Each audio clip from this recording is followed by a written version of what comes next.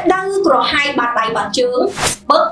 តឹងសរសៃដែលកើតមានជាញឹកញាប់និងពិបាកស្វែងរកដំណោះស្រាយពុកម៉ែបងប្អូនរវាលោកតាដែលកំពុងតែមានបញ្ហាលើលេខសន្លាក់រ៉ាំរ៉ៃដែលមានរោគសញ្ញាដូចជាស្ពឹកដៃស្ពឹកជើងក្តៅក្រហាយបាត់ដៃបាត់ជើងហើមប៉ោងឈឺឡើងក្រហមនៅតាមសន្លាក់ឈឺចង្កេះជង្គង់ឈឺស្មាឈឺនៅតាមសាច់ដុំកាំងកាច់សន្លាក់តឹងសរសៃចាក់ពើនៅតាមឆ្អឹងខ្នងពិបាកបត់បែនធ្វើចលនាតែរោគសញ្ញាទាំងនេះបណ្ដាលមកពីរោគជាតិអាស៊ីតបញ្ហារលាកសន្លាក់សរសៃនិងបញ្ហារលាកសាច់ដុំ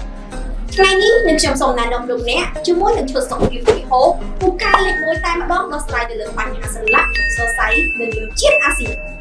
សូមកុំបារម្ភវិហោគឺជាប្រភពធម្មជាតិផលិតតាមស្តង់ដារអន្តរជាតិឆ្លងកាត់ការត្រួតពិនិត្យត្រឹមត្រូវមានលេខបញ្ជីការស្រុកច្បាប់នៅប្រទេសកម្ពុជាដូច្នេះសម្រាប់ពុកម៉ែបងប្អូនដែលមានបញ្ហាសន្លាក់រ៉ាំរ៉ៃឆ្នាំពិបាកស្វែងរកដំណោះស្រាយប្រើប្រាស់ផលិតផលផ្សេងមានបានផលនិងចំណាយថវិកាអស់ច្រើនគួរជ្រើសរើសជាមួយនឹងវិហោកាន់តែពិសេសវិហោមានអភិរក្សជាច្រើន25ខែក្រុងដែលកំពុងប្រើប្រាស់និងបានជាសះស្បើយវិហោជាដីសង្ឃឹមរបស់លោកអ្នក